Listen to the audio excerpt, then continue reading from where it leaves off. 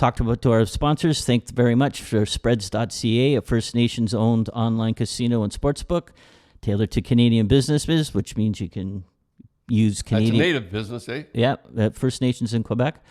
So sign up now and enter the promo code GRAPES, and they'll match your deposit 100% up to $500. So if you put in $50, they'll match $50.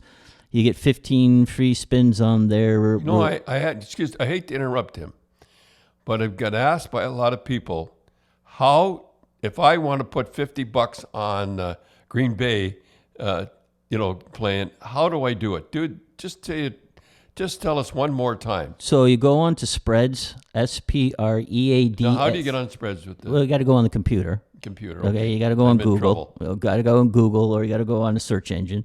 Go to Spreads, Spreads.ca, and then you have to log in, or you got. It's easy, eh? It's easy. Yeah, and then you sign in, and then you put your email address and a password. And then you have to put some money into the pot, so you do it through your. You could do it through PayPal or Visa or credit card. Well, you can use your credit card, eh? Right. And then once that's in there, you go onto the sportsbook page, and then they have just everything from. It's easy though. Very easy. It's got everything from. From hockey right now, it's playing over in Europe, to Irish hurling to. Oh yeah. Yeah, it's got just about everything, and then they also have a casino if you want to play blackjack or anything like that. Well, I think one of the things people are wanting you to talk about, Dad, is Whole Foods. Oh, yeah. I have to, that seems to be a big thing right now about Whole Foods. I have to tell a story, and I seem to be telling a lot of stories, and I have fun telling them. I really do have fun telling these stories and everything like this. But anyhow, Whole Foods, I don't know. You said it's owned by a guy with Amazon, a rich guy. What's his name? Bezos, he's a really rich guy that owns Amazon. I don't know anything about it. I guess the food's pretty expensive at Whole Foods. It's where all the rich people go grocery shopping. Ron McLean goes there, I guess. He does a lot of shopping. I wouldn't know. I never heard of the place, so I don't have. And, they put out a thing you're not supposed to put on, and I don't think it was for the poppy. Maybe it was for the poppy. Yeah. No, they said you weren't supposed to wear poppies. Huh? Yeah. Oh, I didn't know that. Well, anyhow. I'm giving them the benefit of the doubt. Who cares? Whole Foods and everything. But I have to tell you a story that I think is pretty funny. I swear to God, I turn on the radio, and I don't listen to the radio, and I turn it on. As I turn it on, this talk show host has on people from Whole Foods. He has a kid on. Sound like a kid. And he worked there, and I had to laugh. He says... Did you wear a poppy before? He said, no. He says, are you wearing a poppy now? No. So he said, did anybody in the Whole Foods wearing a poppies? No. So nobody wears a poppy. You're saying to me that nobody wears a poppy anymore. Sad. So he had a call-in show. It's a call-in show. So he calls in. And the first lady I was on, he talks about, poppy and Whole Food. He's trying to get Whole Foods in trouble. And she said, you should get Don Cherry on. Click! Got her off awful fast. And the second guy, he says, okay, we'll go to so-and-so spot and everything. And the guy says, I got word to say. You should just get on 2 words. That's all I got to say. Don Cherry, he'd straighten it out. Click! And the announcer said, let's go to weather. But, Dad, you realize that they've done that before, the radio stations. A long time ago, I have to tell you this story. This is a true story. There was a professor from Guelph, and he was against violence in hockey and fighting and stuff like that. So they were going to have him on. So they phoned me, and they asked me if I'd come on with a... You were the Neanderthal. I was the animal, yeah. He hockey is the silver ballet without violence and all that stuff. Right? So I said, sure, I'll come on. It keeps me sharp. I'll come on. And it was really funny. There'd be one for him. They were against violence and all that, and then one for me. So like the call-ins, they were going. One person was for. Yeah, like one for them. One for the call-in.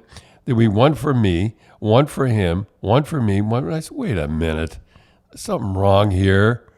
I mean, you mean to tell me there's that many people against hockey?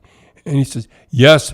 If and this is the announcer saying, I think he was the announcer. He says, yes. If you say what you, I don't know. I think your producer is cherry picking guys in and cherry picking guys out. And, no way. If that's the way it is, we're dishonest. And I'm honest to God, this is what happened.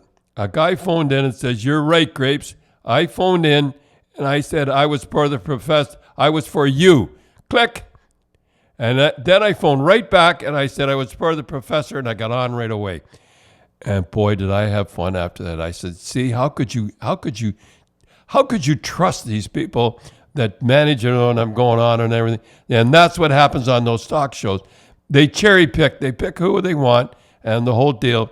And I don't know how I got onto that one, but that wasn't like anything. But Cindy, you got something to say about wearing a poppy and.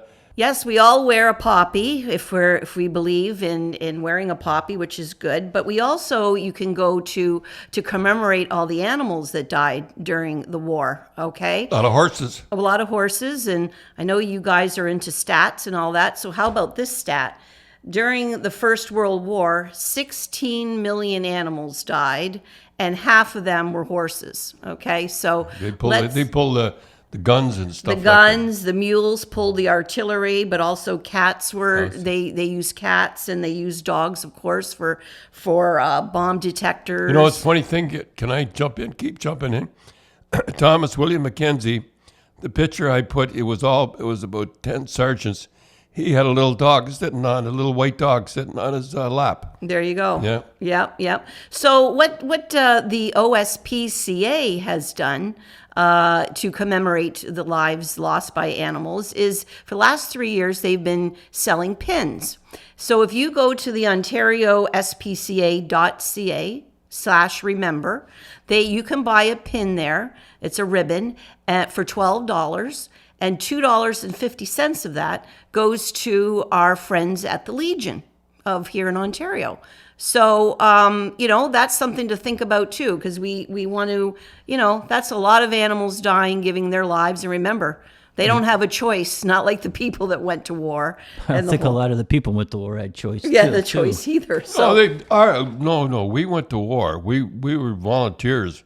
Yep. In the First World War, that's why we're the best troops of all. We were shock troops. Yeah. And the shock troops are the people that they sent in first. It got to the point that we were so good in the Second World War that when the Germans heard that Canadians were gathered for a battle, they'd send their best troops. And everywhere the Canadians were, they knew they'd send their best troops and the most people. And it got to the point that naturally you never hear about this anything, but all the troops started to put Canadians on their sleeves, so they think they had spies. The Germans had spies and everything. Yeah, because I guess what they would do would be they would try to fool the Germans of which way they were going to attack, and then the Germans learned, well, if it's only the Americans there or it's only the British there and the Canadians aren't there, that's not where the attack's going to be. And if they knew that the Canadians were there, they said, okay, that's where the attack's coming from. Because we were shock troops. Because we're conscription. It's and not to trivialize it or whatever you say, but when you want to see a guy that really likes to fight, and you're fighting a guy, oh boy. So I know a guy that did. I just want to tell one quick story, okay? That I'm working on a TV show, and we were in the Ontario Regiment Museum in Oshawa, which has the largest operational vehicle, military vehicles in North America. It's got tanks and from all over, and they had a Jeep there, and the Jeep was from this. Long story short, was a Canadian tank commander's Jeep, and the Canadian tank commander got wounded, and he loved this Jeep, and he told the guy, don't lose this Jeep, and the guy was hurt worse than he thought, and he had to go back to Trenton, that's where he was from, and eventually the Americans brought the Jeep over for him to keep isn't that right, to keep the Jeep, to have the Jeep.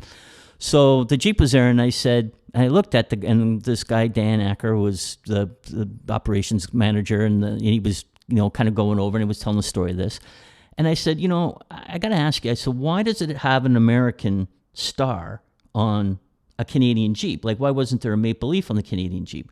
And he said, well, he said, long story short, he says, he said, the pilots aren't very smart. And he says, they wanted to make sure that anything with a star was an ally. And he goes, that's why the Russians had red stars. Yeah, and I never thought of that. We had white stars. And he says, but look at he goes, this is a Canadian Jeep, but look at the star. And I'm looking at it. He goes, what's wrong with it? And I kind of go, well, I don't know. I go, they didn't really paint it straight. He goes, that's right. He says, the Canadians, he says, despised putting an American white star on their Jeeps. Oh, yeah? He says, so what they did was that they skewed it just a little bit to the left or right, just to say, all right, I got to put this on, but I'm not happy about it.